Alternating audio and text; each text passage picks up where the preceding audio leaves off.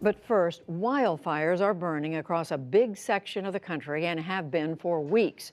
Fires are a problem, as we know, most summers, but the severity and the scope of what is happening in the west and southwestern U.S. this year is posing big problems for officials, for residents, and for firefighters on the line. And as Miles O'Brien reports, climate change may be magnifying the problem in California and elsewhere. Facing high winds and triple-digit temperatures, firefighters are battling rapidly expanding wildfires across California. In some places, mass evacuations are underway as authorities race against the clock to save lives and property. Like I said, at a local television station in Northern California, the anchors became part of the story. We've been here live, and right now we're being evacuated. That's why we are kind of closing out right now. Yes. We are going to leave the station because it is now unsafe to be here. One big blaze, known as the Carr Fire, crossed over the Sacramento River into Redding, a city of 91,000. 2 firefighters were killed, at least 65 homes destroyed.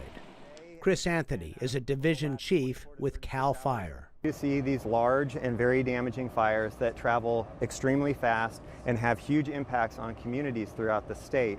The trends are clear that fires are increasing in size and severity, as well as with the destructive nature of the fires as well. Mandatory evacuations expanded as high temperatures and dry conditions made it easier for wildfires to spread across the central and southern sections of the state. Poor air quality and visibility have limited the ability of helicopters to help fight the flames in valleys and low-lying areas.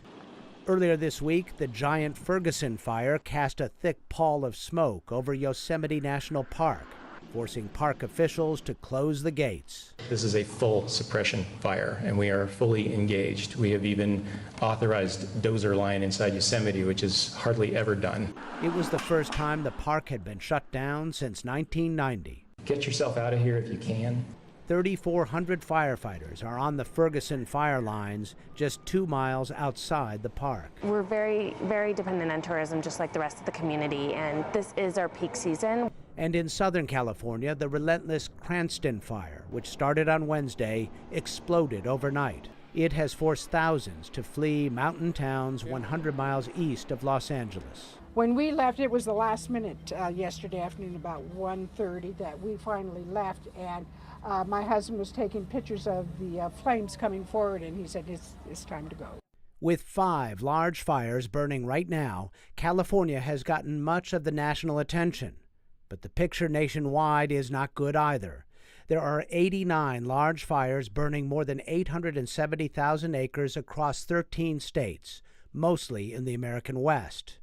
Oregon and Alaska are each dealing with 15 fires.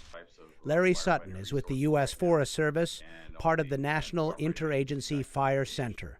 Our national preparedness level, which is an indicator of the level of fire activity and resource commitment, is at its highest level now, which is preparedness level 5.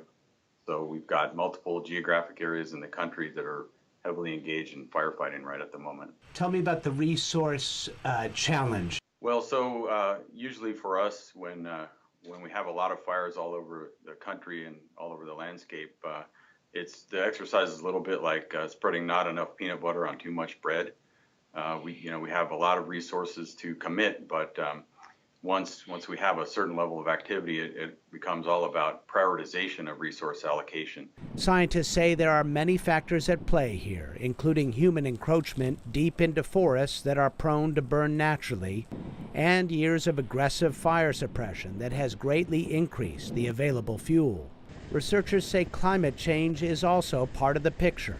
Hotter and drier conditions make fires more likely. They say all of this is a perfect storm that leads to much bigger fires that are much harder to contain. Park Williams studies climate and ecology at the Lamont Doherty Earth Observatory of Columbia University. The place where we really see a strong link between climate change and increased fires in forests. And the reason for that is because in forests there's plenty to burn, so all you need to do is dry that stuff out and it will burn more. What we've seen, especially in forested areas, is that as we turn up the temperature, even by 1 or 2 degrees, then fire responds in a large and measurable way because the vegetation dries out. And it's not just the United States. Fires are raging even above the Arctic Circle in Sweden. And earlier this week in Greece, a fast-moving wildfire killed more than 80, injured dozens, and destroyed more than 500 homes. Fire officials everywhere say it is time for us to learn how best to live with fire, as scenes like this are the new normal. I'm Miles O'Brien for the PBS NewsHour.